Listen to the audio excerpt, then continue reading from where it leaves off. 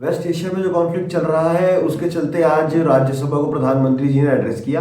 कल वो लोकसभा में 24 मिनट की स्पीच बोले थे।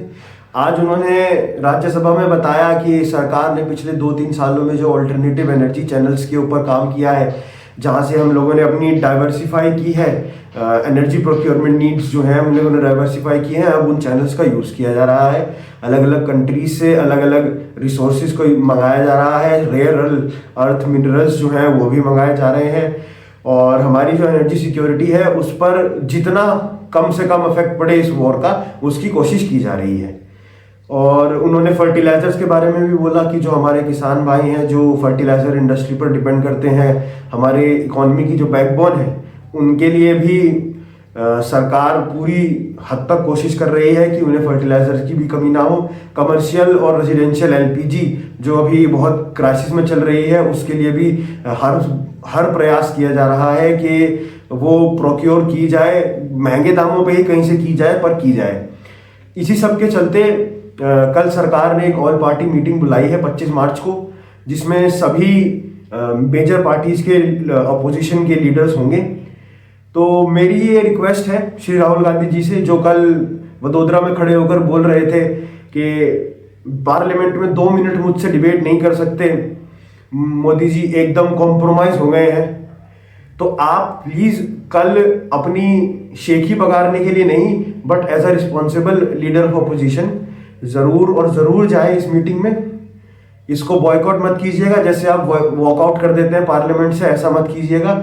जाइएगा, राजनाथ सिंह भी वहां पर होंगे, एस जयशंकर भी जरूर होंगे, हरदीप सिंह पुरी जी भी होंगे और नरेंद्र मोदी जी तो होंगे ही होंगे। आप इन चारों से सवाल कीजिएगा कि आप हमारे नेशनल सिक्योरिटी के लिए क्या कर रहे हैं, एनर्जी सिक्योरिटी के लिए क्या कर रहे हैं, फॉरेन पॉलिसी हमारी कैसी चल रही है, किस किस देश से बात चल रही है।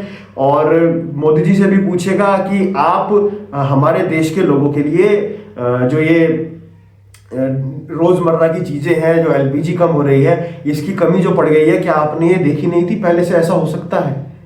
और आपके इतने कॉन्टैक्ट्स हैं, आप सारी दुनिया में लोगों को जानते हैं, इतना बड़ा आपका नाम है, आपके फैमिली फ्रेंड्स दूर दूर तक फैले हुए हैं। अगर बन सके तो आप भी थोड़ी सरकार की मदद कीजिएगा, कहीं से हम लोग और एनर्जी अपनी पेट्रोल या फिर क्रूड ऑयल या फिर LPG, rare earth minerals, lithium कुछ भी प्रोक्योर कर सकें।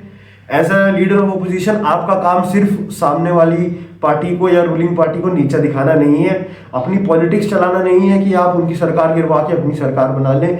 आपका काम देश हित के लिए ही है, आपको सिर्फ देश हित में ही बोलना चाहिए।